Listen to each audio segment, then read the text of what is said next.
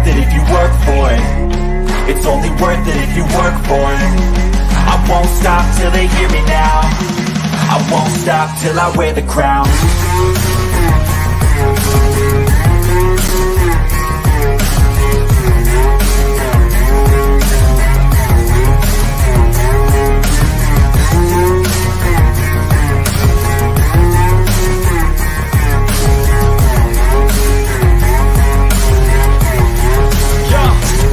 Let's go.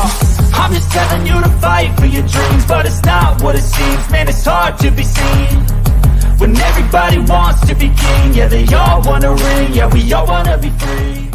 Going on, Lions Nation Unite fans out there. We got a lot to talk about in today's show, and we're going to get into it immediately. But we're here with my guy Ant-Man from Roar Lions UK, recently to 1,000 subscribers. What's going on, man? Hey, Mike, and you're a big part of that, so thank you ever so much for that, and everyone who follows us going. But yeah, it's exciting times. The draft is just 2 weeks away, and I'm looking forward to it, providing me and my Heist don't get blown away by the storm that's raging outside at the minute. Hopefully, it passes soon. And we got an extra draft pick for that draft, too. And we're here with Lions Talk Live, Dan himself. What is going on, Dan? Just another great day to be a Lions fan. I think everybody knows Okudah was the odd man out, and this just confirms it. So Lions get an extra draft pick, save a little bit of cap space. What Brad Holmes is going to do with all that, now is the question. Absolutely. Folks, if you didn't know, or if you were living under a rock, Jeffrey Okudah has been traded to the Atlanta Falcons for a fifth-round draft pick. Bob Quinn's first draft pick in round 1 in 2019 is no longer on this football team. Jeff Okudah gone for a fifth-round freaking pick. Ant-Man, thoughts on this trade? I mean, it kind of brings an end to a real sad tale of Jeff Okudah in Detroit. And, I'm disappointed in a way. We don't ever want a player to not work out from our drafts. Of course, we want everyone to succeed, and it just seems like the stars have been aligned against Jeff since day one. He was drafted by a moron who was getting advised by a moron very high in a draft. And, the players who came just after him have turned into superstars. He had an in and out rookie season, then the injury, and then he's had to fight back off that injury. And it's just, the stars have just never aligned for him here. And it's sad that it's not worked, but, maybe this is what he needs, just a fresh set of scenery in a new team. And the Lions, we get another pick. Brad Holmes loves his day 3 pick, so maybe we're going to get another stud there. So it is a shame, but I wish Jeff well. I hope he has success there, because I still want to see him do well after all this is said and done. But I think it's a sensible move. It's a corner-heavy draft coming up. There's some real studs in there. We're probably going to get some of them. We've got some studs in free agency, so keep building, keep going on to the ultimate goal of a Super Bowl. And I think this move had to be made to do that. So it's a shame, but I wish him the best. What did you think about this, Dan? Jeff Okudah, the 3rd overall pick, the guy that was supposed to really be a staple for the Lions defensive backfield for many years with the era of Bob Quinn, no longer with this football team. Okudah seems like he's a good person, good player. Just unfortunately, when he came into the NFL, he had the abdominal injury that plagued him throughout most of his rookie season. And then obviously his sophomore campaign never really got going because of the Achilles. Last year, he started out pretty well, but just ended poorly. And I think that was just enough time for him here in Detroit, for this regime who didn't draft him, to move on. They had to make some choices. Obviously, they showed their hand a little bit in free agency, that they didn't have a lot of faith in him. Okudah, like Ant-Man said, probably needs a fresh start. But at the end of the day, I think this is probably the first real tell, or tip, if you will, towards what Brad Holmes might be thinking about doing in the first round or 2 of the NFL draft. Yeah, it'll be interesting to see what they do now in the NFL draft, because Jeffrey Okudah no longer here. So there is a spot for a defensive back. There's a lot of DBs been mocked to the Detroit Lions: Devon Witherspoon, Joey Porter Jr., Christian Gonzalez. Do you think that changes the plans now for the number 6 overall pick, Ant-Man? No, No. I mean, this is the one distinguishing feature about Brad Holmes, isn't it? Jeff Okudah is the perfect example of the difference between Quinn and Holmes. Jeff was drafted as a need because they'd let Slay go and we needed a lockdown corner and they had to go for him there. Whereas Holmes, he just go for the best player on the board and find a way to put him in his team and work around that. And he's always been sort of very open maybe about doing that. So, and I genuinely think corner might be BPA at 6 in this draft for us potentially. So I don't think it changes. Wouldn't surprise me if I saw 2 DBs in the first round still, because we can't forget that, next year we've only got Cam Sutton under contract and Iffy and Chase Lucas, and then we've only got Tracy and Kirby at the minute at safety. So there's very little rookie talent coming through at those positions, and we need more. So I don't think it changes what's going to happen. I still think corner is potentially PPA at 6, so we still might get one there. Let me know in the comment section. First off, grade the trade of Jeff Okudah, A, B, C, D, or F. Let me know your thoughts in there. Spam the comment sections with A's through F's. Dan, do you think it changes the dynamics now of the pick 6 selection for the Detroit Lions? Do you think that, getting a DB is now a legit option? At 6, no. 18, 48, and 55, yes. I do believe at some point during the first 4 picks, the Lions are going to have to go for someone. Like Ant-Man already pointed out, we have only one guy under contract come 2024. You don't want to be caught shorthanded at that position, especially at cornerback in a passing league. So they're going to have to bring in a couple people, one person at least from the draft, potentially 2, even if you had a late round pick, perhaps, just to add some depth, add some security, and more importantly, some continuity beyond this upcoming season. So it'd be my anticipation 18's a real play. If not, then you're going to see somebody in the second round go to Detroit. My guy, Raw, podcast in the building. Great channel. Love what he's doing over there. That's TA. That's my guy. And make sure you subscribe to his channel right there. We got a B, C, A.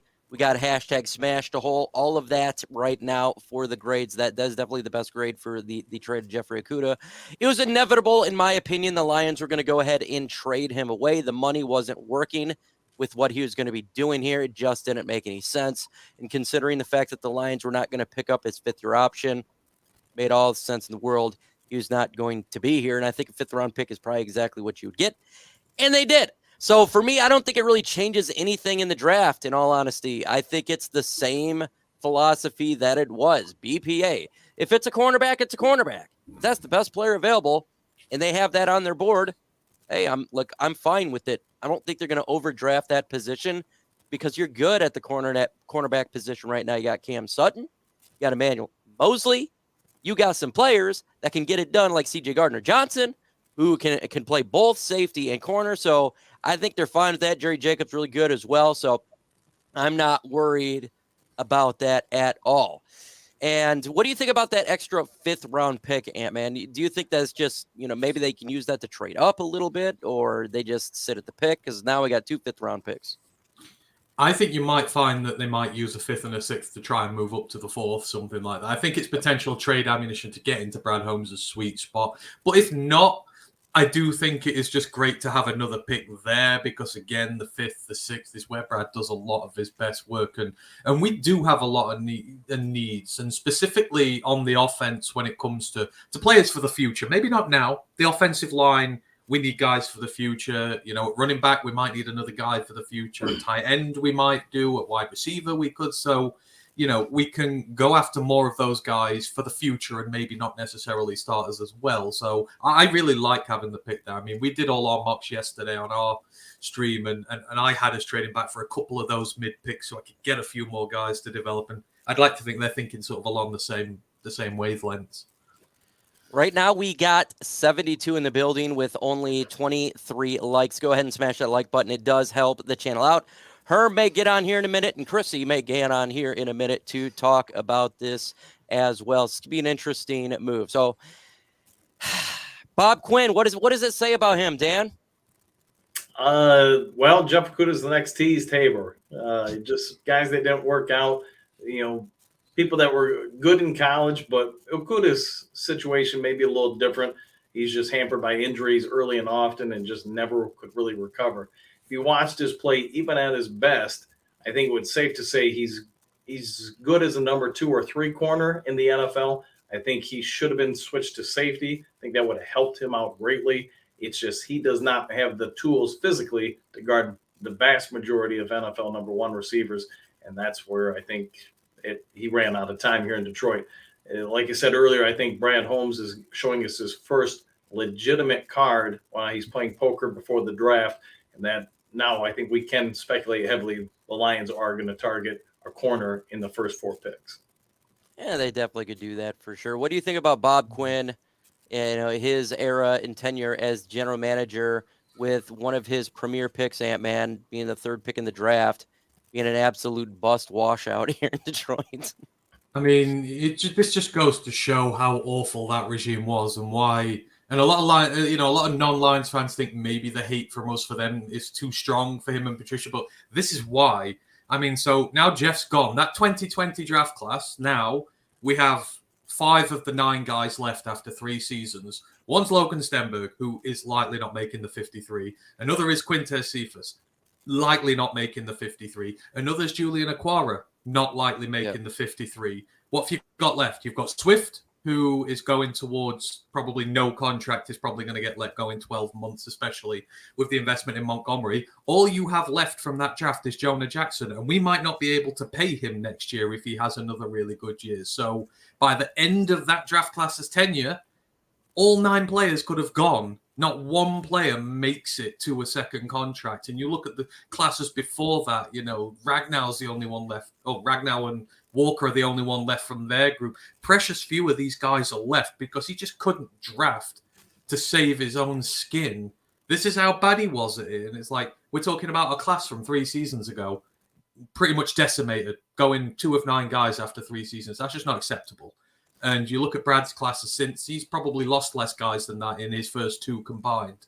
And this one coming up as well. So it just shows poorly and how bad he was at it, that we've just lost so many of these players and they have just not done well. Like I say, 9 pick to potentially go from 9 picks in a draft class to 2 in 3 seasons is disgusting. So that just shows how bad he was at his job. And it shows the importance of the draft, folks. When you do not draft correctly, your roster can get destroyed, and you end up like a team like the Detroit Lions has been for many, many years. This is why this team has not had a lot of success, is the inability to draft players. And you get a guy like a Jeffrey Okudah who just does not work out, and you have to get rid of him for a 5th-round draft pick. Thankfully, if we do stay at 5, but I do agree with you, man, potentially to move up to a 4, we do have a general manager in Brad Holmes that can find talent in round 5. In round 4, in round 6, that probably would already be better than Jeffrey Okudah would be in his 4th year. That's just how different it is having a competent person in charge of the NFL draft. And look, we're getting really close to the NFL draft. We are. And if you guys wanted to see us live, me and Dose of DN will be live, Soaring Eagle Casino in Michigan. It's going to be epic. We'll be there with Herman Moore and Chrissy. It's going to be really fun. And then the guys like Dan and everybody else, they want to get on, we will get them on the podcast while we're live talking to everybody. It's going to be a good time. Going to be absolutely fun. Can't wait to do it in about 2 weeks. And as soon as the details get up, we will definitely get it to you. Herm is probably going to get on here and talk about it a little bit, and an event on Friday that's going to be taking place. So, Dan, we get rid of Okudah. Now we got our DBs. We got our draft picks. Now we got 9 draft picks. What are you looking for the Lions now to do, in this draft? If you look at Mel Kiper, he dropped a mock draft today. The Lions getting Will Anderson, Bijan Robinson, and Jack Campbell, 1, 2, 3. What do you think going in for the first couple of picks after today? I think we're in a position, Mike, where I think the Lions are going to use some of their picks to move up in the draft.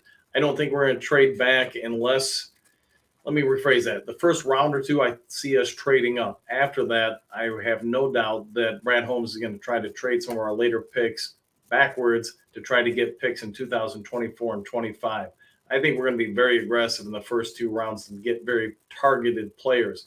That's why, even though we may have to give up a bit, I could see us easily moving up to number 3, and I could see 18 moving up to the number, say, 11 to 12 spot, maybe 15 or somewhere in that range, to get very specific players that Holmes and Campbell have identified that will help take this team to the next level. Our offense, I think we all agree, is pretty good.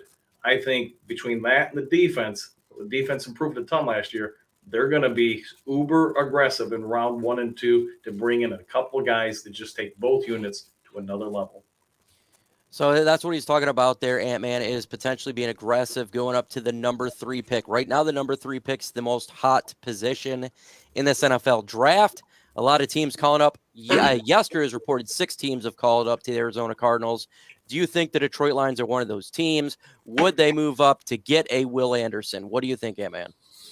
I think they would absolutely explore the possibility and see what the price is, because we know with Brad, he will forego multiple picks for blue chip players. I mean, as I've said, with Sewell, with Hutch, he'll take blue chip guys who are absolutely going to be the cornerstone of your franchise going forward. And he doesn't care if there's an offer there that might give him lots of picks in the future. He wants his guys, so he'll get them. So I could see him being aggressive going up to 3. I think after that with the 18, I'm not sure. I just think this first round is trash this year in terms of talent. I don't think I just think that there's a lot worth selling your farm for going up outside of Anderson and the like. I don't see like a J-Mo at wide receiver or anyone like that. I would expect him to do the damage a bit more in the middle of the draft and maybe move up a little bit again. I would expect one of the second round picks to be traded backwards to try and get those round 3, round 4 picks and sort of get in that sweet spot area. So right at the top or right in the middle, but I think 18 and first, second, I don't think you'll see much. I would like to see him go back in that regards. But if you're going to go up for the elite guy at the top of the draft, I completely go for that. Grit says that yesterday that the Okudah was untradeable, now 5th round pick. Now, I said I made a video that they were talking about a 3rd round pick for him, and I thought a 5th round would probably be the right selection in trading Jeffrey Okudah. I didn't think he'd start week 1, just like Justin Rogers, the beat writer for the Detroit Lions. I didn't think it was because of the money that he had. You're talking about $10 million. I think we're going to be paying $5 million this year. That's what is reported from Pride of Detroit. But you're not going to pay $10 million to a backup. That's just not going to happen to me in this football team. It made no sense. And you were talking about potentially the options that they can do. There's been a trend, Ant-Man, in mock drafts, and I've seen it. I've watched it. I love the trend. I've been saying it for months. You've been saying it for a long time. Bijan Robinson at 18. A lot of mock drafts are now having him fall to the Detroit Lions at pick 18. Mel Kiper, Todd McShay, CBS Sports, my personal mock drafts. What do you think potentially of Bijan Robinson, a selection for the Detroit Lions at pick 18?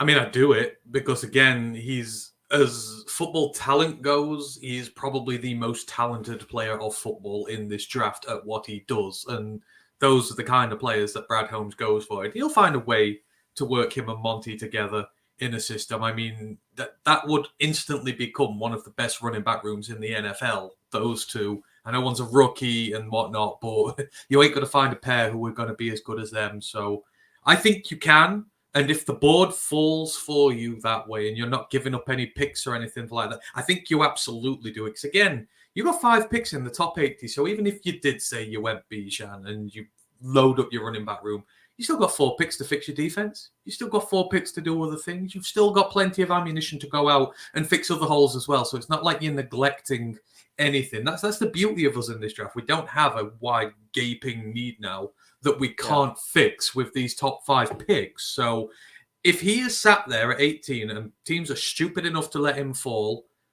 go for it, absolutely. Why have just Monty when you can have Bijan and Monty? That is the mantra that Brad Holmes works to. Just keep adding talent, keep working with it, keep going. Yeah, 100%. I think that you keep doing that. And I know a lot of people don't want to go Bijan Robinson, Dan. I like Bijan Robinson. I think he would be amazing for the Detroit Lions. I love what I'm seeing there. What do you think about potentially Bijan Robinson coming to Detroit? Came on, the Lions were void of talent.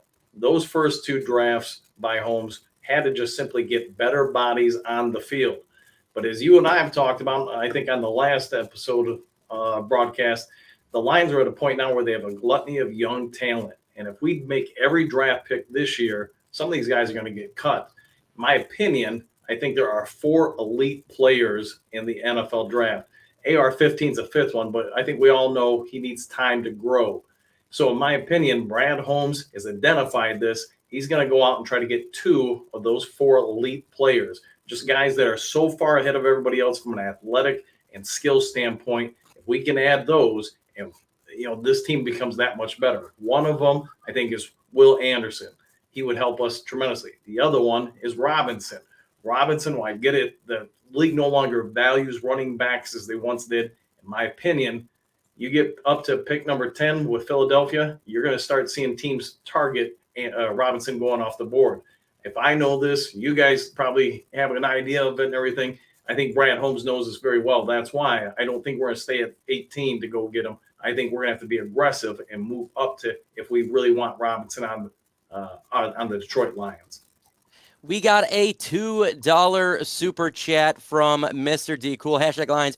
Would trading DeAndre Swift be our next move? I actually don't believe that's going to be our next move. I think it is best for DeAndre Swift to stay with the Detroit Lions. He actually gives you production, unlike Jeffrey Okudah. DeAndre Swift actually gives you something on the field. It's more of an injury concern, and he doesn't cost a lot.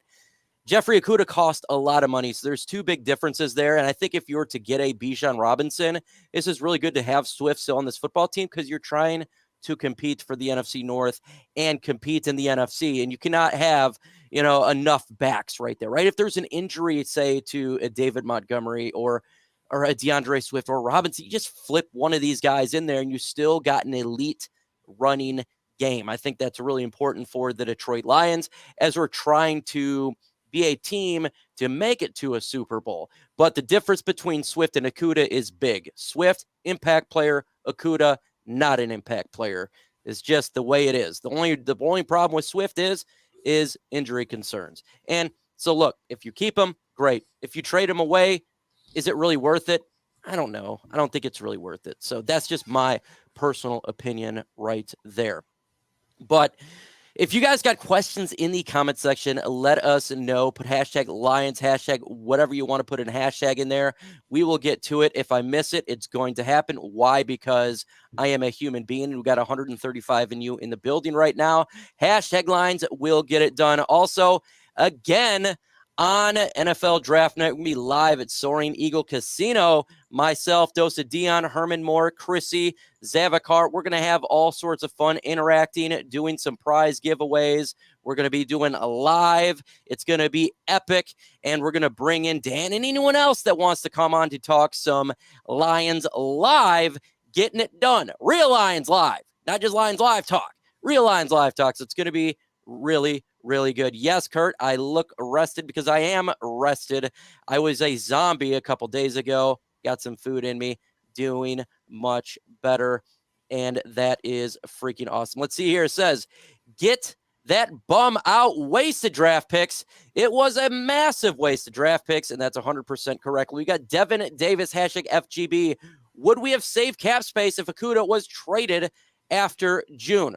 I think this is an option where the team decided to hold some of the money back, and same with the Atlanta Falcons. It was a trade regarding money that they both compensated on, so it wouldn't have really mattered, in my opinion. If the Lions wanted to get less draft capital, they would have paid less of the cap. That's just how that one works. So I don't think it had anything to do with anything like of that sort. Let's see. They trade Jeff Okudah so JMO can wear number 1. But what about number 0? Who's going to wear number 0? Got to get that one in there. Let's see. We got Combat Sack. What do you think the Seahawks will do at the 5th pick? Ant-Man. See, no one agrees with me, but I think they're going quarterback this year. And I think because you've got 2 development quarterbacks sat there who are going to take 2 years, let's say, to develop. You look at the contract they gave Geno Smith. It looks big, but he can earn half that money in his first year. Teams never front load quarterback contracts if they have faith in that guy to be their starter long term. That contract looks like this is your team for another year or two, Gino, but then we're moving on to another guy. And you've seen with them this year, they can be a very competitive side. They might not be in a position to get a top quarterback again, especially with everything going on in the NFC West at this moment in time. So I think they'll go development quarterback. I think they will sit someone behind Gino, let Gino have his opportunity to go and win in the playoffs, to earn all this money. That'll keep him motivated, whilst one of these rookies who can't enter the team right away has a couple of years developing, making sure he's, making the transition as smooth as possible. That's how I read that contract. Otherwise, why would you give Gino the opportunity to earn over half his contract in 1 year of a 3-year deal? I just don't think there's the faith in him long term. So I think they do development quarterback. And I actually concur with you. I know the idea of them going edge is very enticing, but at the same time with Geno Smith, he's an older quarterback. And if you have the opportunity to get a developmental player underneath a Geno Smith for a year, I think that really spells good news for that franchise going forward. And if you're the Detroit Lions sitting at pick 6, that's kind of what you want. So then you have an opportunity to get a better prospect who can start right away for the Detroit Lions, potentially at edge or at DB, wherever you want to get right there. I got a question here for Dan. Hashtag Lions, would you want running back Roschon Johnson or Tyjae Spears from the Okudah 5th round draft pick? Johnson by landslide. That dude's got some long strides, and he's like watching somebody play Madden football when they hit the speed button. He just takes off and explodes. I like him a lot.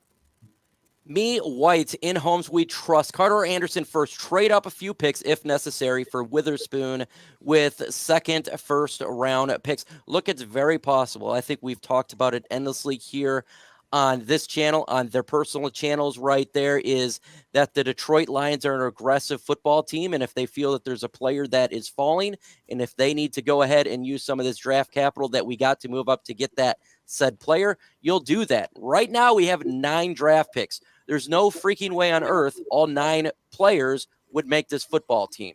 It's just not going to happen, so you're going to have to come up with a smart plan and use some of this draft picks, whether it be go for a 5 and a 6 to go up to 4, but whatever you want. Having 9 draft picks with this deep of a roster is not going to be something that is going to be beneficial after the NFL draft. Hashtag FGB, what do you guys think about trading for Quintez Cephus? Trade away Quintez Cephus. I don't think a team would trade for Quintez Cephus. Ant-Man, look, I like Cephus. Unfortunately, he's not shown an ability to stay healthy. And if you can't do that, what team is going to want you? No, he's got 0 trade value. I don't even think he makes our 53, and this is coming from someone who likes him. But I just think the depth is set now with guys like Reynolds and Raymond coming back. Your depth is set, and then your starters are in as well, and we're liably going to get another starting wide receiver in this draft as well. So I think it just spells curtains. I'd like to see him hang around on the practice squad if possible. But yeah, I just there's no trade value for him right now. So no, I don't think we could. We got a $20 super chat from Mike McCall, a real one.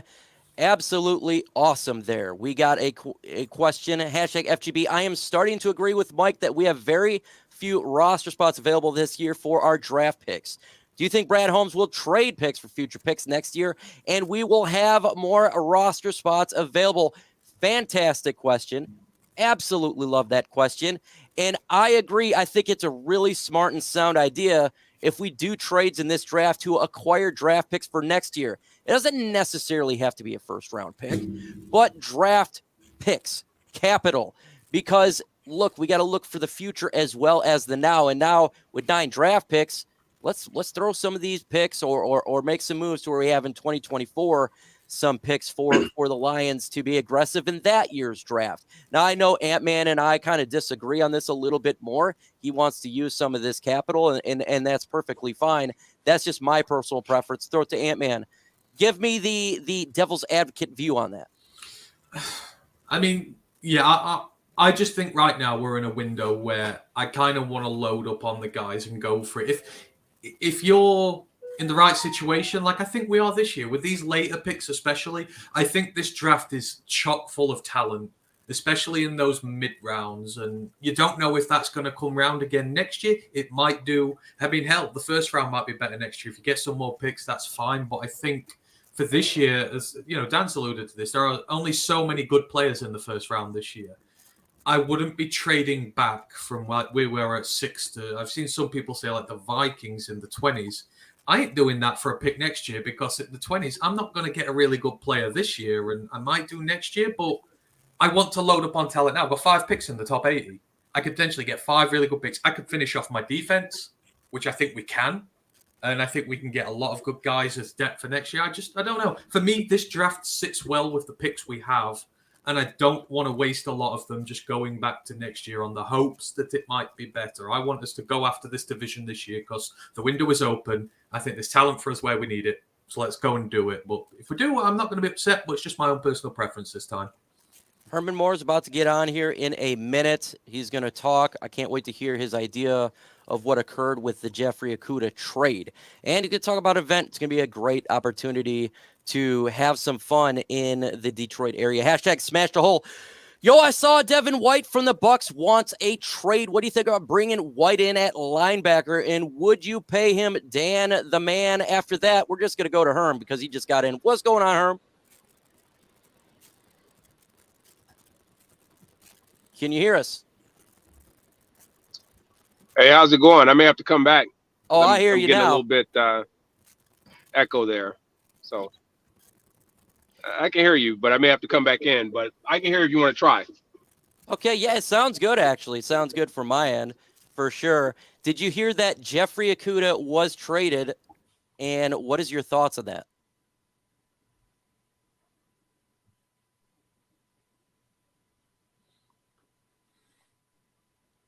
Well, technical issues right there. So what do you think about potentially trading for linebacker White there, Dan the man? If I was to evaluate it, at least in my head from a GM standpoint, it doesn't make a lot of sense with what we've already have at linebacker, what we've given Anzalone. This roster is pretty constructed now to win. I think we all agree that they have a shot at the division. They've got a shot at making a run in the playoffs. So my standpoint is if the number one job for a GM is to put talent on the field, the number two job is to balance the books and plan for the future would be number 3. So we've got a bunch of guys this year that are all set to play. After this year, we've got to make some hard choices on replacing some players that we may not be able to afford to re-sign while trying to get younger. So that's why I was saying with this year's draft, I really think out of our 9 picks, we're probably only going to end up with 5, maybe 6. The rest of them are either going to be used for trade up ammunition or trade back to get draft picks for future seasons. The boss man is in the building. Can you hear us now? No technical issues. Got more issues right now than Jeffrey Okudah's game on the field. Oh, yeah, no, I can hear you before. Oh, you can hear us. There we go. Having a hard time getting the camera and everything to kind of connect. So, Jeffrey Okudah was traded today to the Atlanta Falcons for a 5th-round draft pick. Thoughts on that, Herm? Can hear you, but I don't know if you're getting a good feed from me. I do hear you. You sound perfect.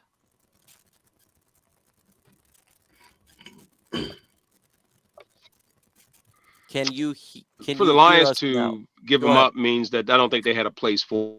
I thought that he was someone that. It's just I was thinking that if from the standpoint of where they picked to get him there for the 5th pick. Yeah, bit of a delay. What's going on right now for Herman Moore? Bit of a delay and a bad connection. He'll get that figured out, and then we'll get right back to him. $5 super chat from Steven Like. It says, "Hi, Herman. What's with this possible Marcus Peters rumors? Could it be because of the Okudah trade? I think Holmes will move up for a linebacker." What do you think about that, Ant-Man? I would like to think Holmes would move up. I mean, we've had the whole linebacker debate a million times by this point. I think they're I think they can get one in the second. I don't know if they need to trade up to get the guy. I know my guy's going to be sat there at both second-round picks, so I would hope they would go early because it is a position of need for us. You know, we need someone who's good at coverage in that linebacking core. And Correct. It's been a problem for years. And, you know, this, if you're going to draft players, if you go draft a linebacker, draft something you don't have. I mean, this is the thing I have with Jack Campbell. I know people love Jack Campbell, but we have him on this team already. He's not a coverage guy. We don't have a coverage guy. So if you're going to go and get one, then do it, because how much problems has running backs given us, tight ends given us in the passing game, time and time again, because we don't have that athletically gifted, coverage-minded linebacker to be able to deploy against them. So I would like to think that it is part of their priorities. I know people say it's not valuable or anything, but a smart GM will not fall for those whims from experts who do all this and that. I would like to think. I think if the right guy's there, and he said it, if the right guy's there at any position, he will get him. So I think that he will get a linebacker in round 2. I think he will. I agree. Or he might trade up for one, but it's a gaping hole in this team, and to not fill that hole is negligence. It's not been smart at a low-value position. It's negligence. So I would hope that is the one move he does make this year.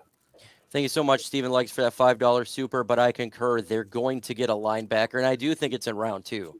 They have looked at a ton of linebackers with pre-draft visits, talking at the Senior Bowl. Trenton Simpson, they've talked to Noah Sewell.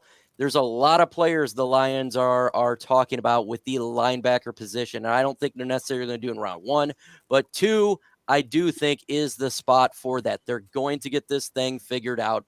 It is something that they're going to somewhat get corrected. Now, the amount of time this player gets on the field, that will be dependent, right? Because you got Alex Anzalone and Malcolm Rodriguez primarily. Well, but I think if they draft a guy in round 2, he's probably going to get in there a little bit more than Malcolm. But absolutely, Overshown is another linebacker. Absolutely, I like DeMarvin Overshown. He is a riser. Hashtag from Jonathan Anton, would you trade with Seahawks to make sure we get Anderson? How would it cost us to move up? How much? To move up one spot? I don't really know. Maybe like a 3rd-round pick. I know that sounds quite a bit to go from 6 to 5, but we don't have a 4th-round pick. And I don't think you're going to give up 2 selections to move up, like a 5th and a 6th to move up 1. I think if you wanted to get Will Anderson, you're willing to trade up, I think it would be number 3. I think you would have to go to the Arizona Cardinals. That would be the spot for me if you're trying to get a Will Anderson to make sure it happens. But just like many mock drafts, just like Mel Kiper's, Todd McShay's, I do have a feeling 4 quarterbacks go in the top 4. So we'll see. We shall see. But I really excited for this NFL draft to see who we get, and maybe we do get Will Anderson. My guy, Bill Collier, thank you so much, says, hashtag Lions, do you think playing 3 safeties will help the linebackers in coverage? Dan, shaking your head. Yes, go ahead and speak. Hey, I mean, there's a reason why we've got 3 very good safeties. You know, I think we all know on first down, that's when you're going to have all your backers out there. But today's NFL, most teams play the nickel the vast majority of time. So you're going to see people, or the Detroit Lions, I should say, you're going to see us have 3 safeties out there. That's the one reason I really kind of was wondering if they were going to keep Okudah, because he excels basically in that situation. He's not great as a coverage corner in today's NFL, especially against a primary receiver. But with the Lions, the way we're constructed, we've got 3, assuming Walker comes back healthy and ready to play, we've got 3 very good safeties that can play up on the line and basically play the weak side. That's why, at least in my opinion, I don't really think we're as desperate at linebacker as maybe everybody else. I think we've got some good ones, not great ones. Plus, I think Houston is going to end up transitioning to linebacker more and more for us, because you got to have that guy in the field, and he's not an off-ball defensive lineman or outside edge. So he's going to probably play one of the backer spots along with Anzalone and whoever else, Rodrigo. So could we upgrade the position? Sure. But I think more often than not, second, third down, unless it's short yardage, we've got 3 safeties on the field. I got to do a huge shout out to my girl here, Mary. This girl is going to show me how to ride a dirt bike. Now, I've rode dirt bikes before. It's just been many, many moons. She's got some dirt bike riding and fishing, and we're going to get this thing going. Everybody in the comment section, show some love to Mary. You put Mary in the comment section. I can't wait to try that out at some point. Look, in a minute, but it's going to be some fun for sure. So show some love in the comment section. Smash the hole. What's the latest on Teddy Bridgewater possibly coming to the Detroit Lions? Latest is the Lions created a contract and sent it to his representatives, and he's debating on taking it. We don't know the deal of the contract or what the Lions offered per year, but I'm going to assume it's a 1-year deal, maybe $4 million-ish. I'm just coming off the top of my head. What is your thoughts, Ant-Man, about Teddy Bridgewater and the potential of adding him? I like it. I think he'd instantly become the best backup Detroit's had in a very, very long time. And I think he's a guy who could come in, if Goff goes down for a short period of time, who can come in and still win us games, because next year is so critical to this team. And I can't put it lightly enough that, the division's there to be won. We can't afford for next year for Jared Goff to get injured and just go, oh yeah, it's a throwaway season, carry on. We cannot afford that at all. We need to put some investment into it. We need to have a guy who can come in and win us games. And I think he will be able to do that because, one, especially if we draft Bijan, we're going to have an incredibly strong run game that we can lean on, and then he can, be put in the best possible situation to come in and succeed. So I would like it. I am willing to pay a little bit more money for him if necessary to come in and do so, because I think it's pivotal to us. We've seen what this team looks like without Goff, and it sucks, and we can't afford that. So, yeah, I'm all in for bringing him in. I think he'd be ideal. It's not a Tua situation where you got Jared Goff, who's an injury-prone quarterback. We already know he is an Iron Man. He's a Stafford type of player that will play through injury. He's a tough SOB, and that's outstanding. But if there is an occasion where he needs to come out for a little bit or miss a game, I think Teddy Bridgewater would be a great backup for that. Yes, he's an injury-prone quarterback, but you're not expecting him to play any significant amount of time. We trust Jared for that. What do you think about Teddy Bridgewater, Dan, potentially coming to Detroit? I think it's a reflection that the Lions really do view this upcoming season as a potential run, not just in the playoffs, for a push for the Super Bowl. If we were to avoid getting a veteran quarterback, instead draft someone to develop, to me, that's more of a sign that the Lions brass just believes this is a good team, not a great team. If they go after someone like Bridgewater or just any real value backup quarterback, that means they're all in on this season, and they see this team making a deep run. Hashtag FGB, any players come in for interviews in the last couple of days? Yes, one named Hendon Hooker had a scheduled interview. I believe it was yesterday. The quarterback there out of Tennessee. Ant-Man, a lot of speculation with Hendon Hooker and the Lions. With that said, I think at this point, from what I'm viewing from mock drafts, and I do believe there's a legit possibility he's now a first-round quarterback. A team like the Minnesota Vikings potentially could draft him at 23. What is your thoughts of Hendon Hooker in the Lions? It's not for me. I don't see it. He's coming from an offense that doesn't exist in the NFL. There's a lot of adjustment he's going to have to make here. You're coming off the injury. The dual threat is part of his ability, and you wonder what the injury is going to have an effect on that. And he's an older prospect, and I've got nothing against that, but Goff is going to be starter here for at least the next year, maybe 2 years.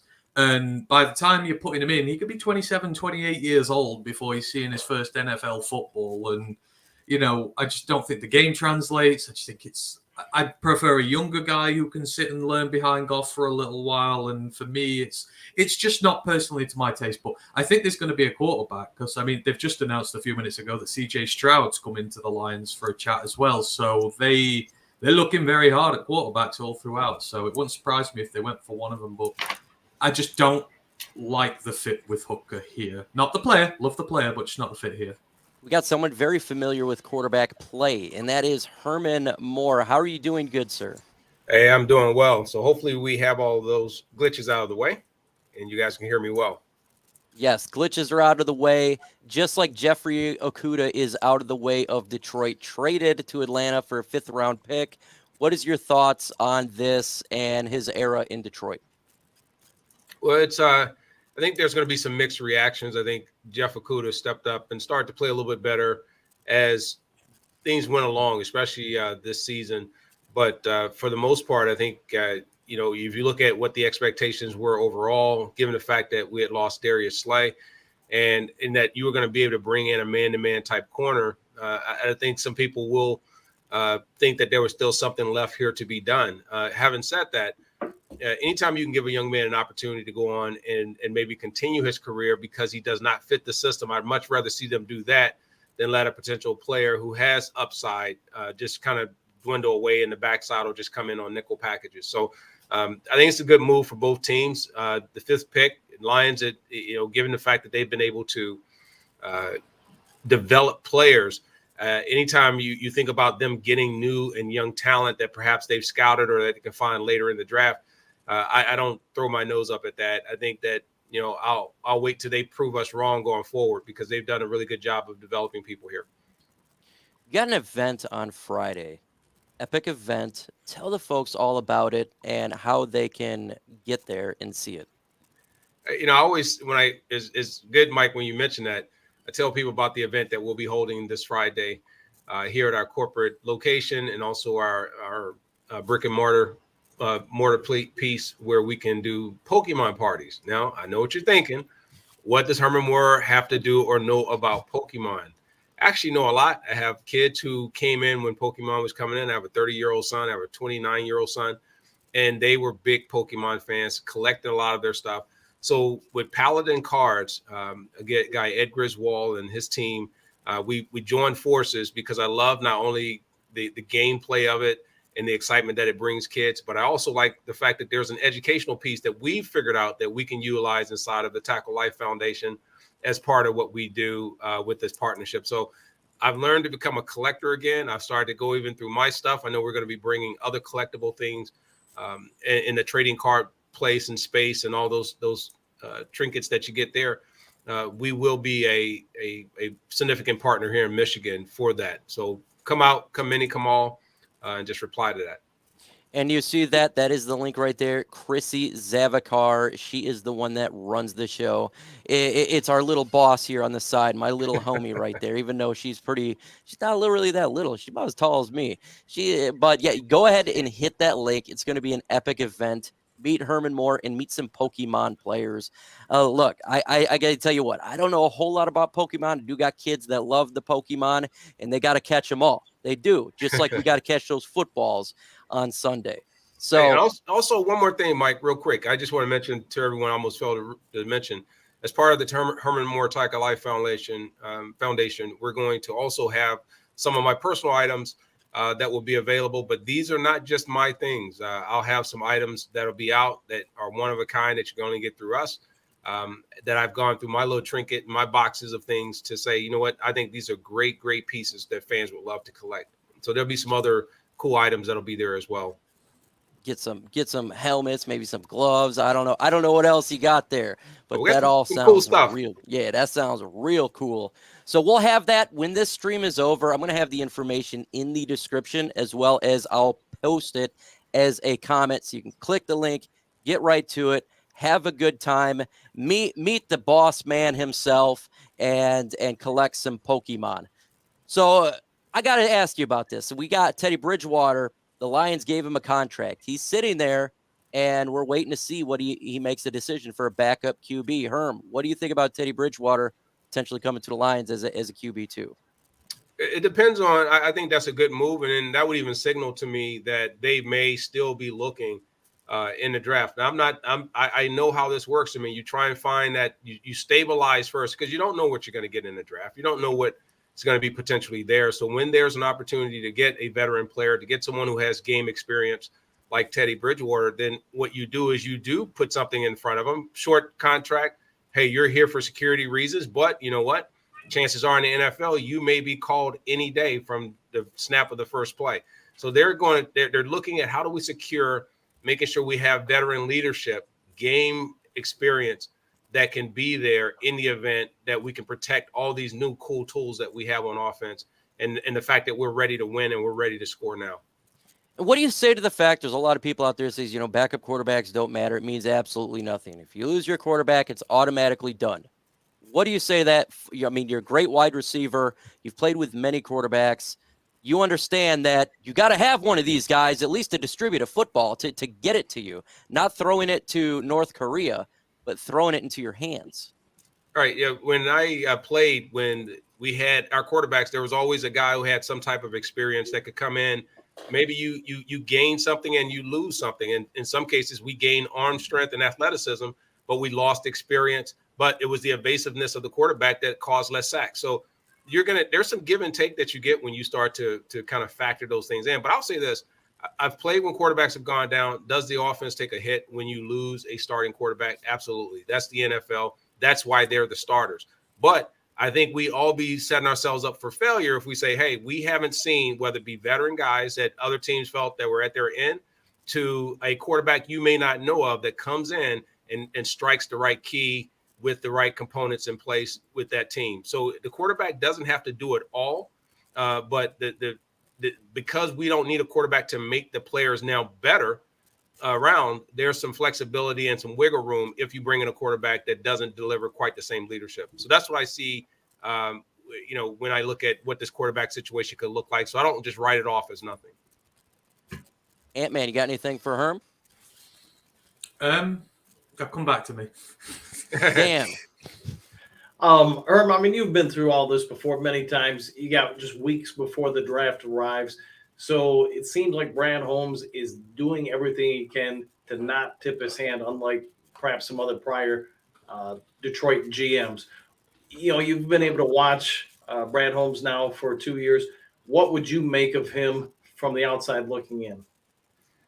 I like the fact that there is a strategy. In the past, I think we've seen some times where there's just everyone goes to the same well. We figure out who the big free agents are. We figure out which players we may have played against that gives us competitive advantage over our opponent that's within our division. But it seems like this regime has gone out and said, listen, here's our plan regardless. Here's how we also going to look at the opportunity to trade around the league, to make some moves around the league. And also, how do we look at what's happening around the league that determines how we build our team? So, with Brad, I have to give him just a big thumbs up because they've done a really good job of, again, just building it quietly without tipping their hand. And I think that's important. And the other last thing I'll say is that teams will strategically make moves if they see people making it in their division. Your greatest path to the playoff is winning your division. And winning your division gives you the opportunity to go. And so, therefore, if you can do that and you can focus on countering those moves first, because that's the most opponents you're going to see in a season like that, then that's the move that you make. Man. So, just sort of following off on that, do you think Brad Holmes has seen this opportunity to win the division now? Because, like you said, the first 2 years, it's been calm, it's been calculated, it's just been steadily building. Now, you're sort of seeing he's been aggressive in free agency. We've got a lot of the draft picks here. Okudah's gone, getting more capital in there. Do you think they've seen an opportunity? And now going into year 3, do you think that is what the goal will be for them to win it? Or are they just going to carry on doing it and whatever happens as a consequence of it, You know what I mean? Yeah, I believe that they're seeing this as an opportunity. They're seizing this as an opportunity. And I believe that they're making moves based on the fact that it's been strategically built, which I think for us coming in, it was hard because there were so many moving pieces to really focus and say, is there a plan here other than making sure that it just doesn't crash and burn completely? And as we start to see these little moves being made, we start to see the evolution of some of the players. We start to see just some small tweaks here and there in the coaching staff. And then all of a sudden, we start to see a team form. We start to see leadership emerge. There's a bigger plan than just one. I think Brad Holmes has his plan. Coach Campbell and his staff have their plans. I think ownership has its plan. And then also, how do you continue to energize a base of fan players, loyal fans like the Lion fans? and that's done with their administrative people and keeping their business partnerships here. So this has been a total piece that I've seen that that didn't exist, I think, all at one time, other than back, like I said, when we were playing, we saw a little bit of that, but this is where I've seen more all hands on deck. I got a question here. I see this in the chat. I'm going to change it a little bit here. What do you think about getting players that potentially have red flags over players that don't? You know, say a player has red flags but an elite talent over a player who may have no red flags at all, but the talent level is a little bit off. What do you think about that in the locker room, that type of players? There's two ways you can look at that. You could say, if I bring in this elite talent that has red flags, will I be able to mitigate any of the off-field, inner locker room, on the field things that perhaps that are giving me hesitation or a moment of pause? But if you step down and you say, okay, I'm gonna get a lesser talent, but they're just a good, solid person, player, character, and the whole nine, but I can develop them. I'm taking the player I can develop because I know I only have one focus. I have a way to predict exactly what I need to get done. I see that I have the ability to make that player better, not only with the people around me, but also as far as developing them as a talent. I'm taking the one that brings less of those other things, because once you poison the system and once you put a player into a system and they start to bring out it is natural for players. This is a competitive league that will want to bicker and want to complain. And that is the first thing you want to do when you're not getting your touches, when you're not getting playing time. Bringing in the character people are the ones who allow you to develop as a team. If you're looking for the individual guys and come in, they're disruptive, but you're going to have a handler and somebody's going to manage them all the time.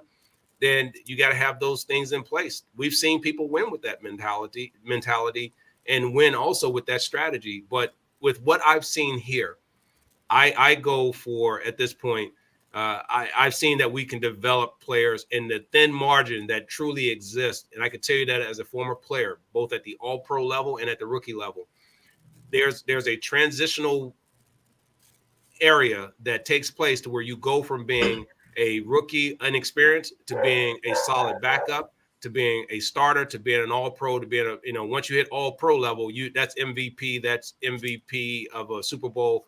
All that stuff's still the same thing. It's just who gets the opportunity on the bigger stage. So it's I don't think I put too much into the locker room at this point that is not attributing to the character and also the mentality of this team. Last year we were at the draft together. We saw Jameson Williams get drafted, and we talked about it. You looked at his film, and you're like, this guy is an elite player. What is your expectations? This is from Christopher Burke. Thoughts on Jameson Williams this season? Now, whole off season, he has got time with Jared Goff, training camp, mini camps, all of that. Do you think he's going to take his game to the next level? I think he will. When I look at this, there's an X factor that I see. Most people will see Marvin Jones Jr. as being a player that they brought back for security, being that they lost DJ Shark. What I see is, here's a player that if he becomes the right mentor and he becomes the right person with the right mindset, he's going to be a big influence on a guy like Jameson Williams. I think Amon-Ra St. Brown is a big influence in terms of making him play, because that's his competitor. That's the Herman Moore, Brett Pearman. That's the, you get any one player and a two player, or an A1 and a AB, type deal.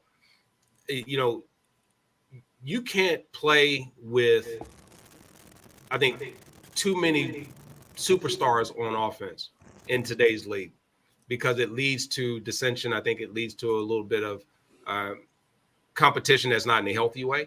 But I think he has upside. I love his speed. I love his craft at the line. I think he's going to still learn, and he's got to develop more tools. But overall, the raw speed, the determination, all that stuff's there. We had a great show today, folks. Been an hour. Again, talk about the event on Friday, Herman Moore, before we close this bad boy out. Well, come on in. We're going to be hanging out here. We're going to send out invitations to join us for a Pokemon party that we have for the kids, but also it's mainly a collector's opportunity to come in and look at some of the cool things we're doing as part of Team 84's partnership with Paladin Cards.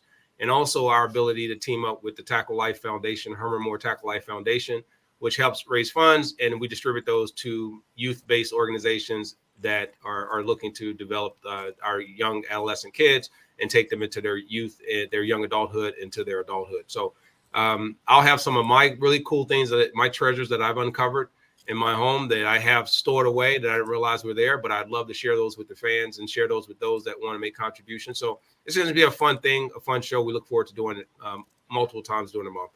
It's going to be a great time, folks. Appreciate everybody hanging out. Ant-Man, Dan, the great 184. With that said, adios. Peace. I feel nauseous, believe me. Never had a lot of shit come easy. Had to work hard, struggle just to be me. Had to rise up just so they could see me. Did what I had to do just to feed me. And what was left over I put towards my dreaming. But the only thing in life that has meaning are the things you gotta work for, believe me. Take into your hands a plan. Your own hands can land your own brand. And damn, I feel like no one takes accountability. They want the credibility, convincingly unwilling to put in the hours it takes to get some power. Don't be f***ing sour. Take a cold shower. Scream until you're louder. Work until you're prouder. And f*** all the doubters, they're just your downers. I swear to God they all let me down. I always fought just to wear the crown. I'm off at these fucking clowns who were all taught they deserve an ounce. It's only worth it if you work for it. It's only worth it if you work for it. I won't stop till they hear me now. I won't stop till I wear the crown.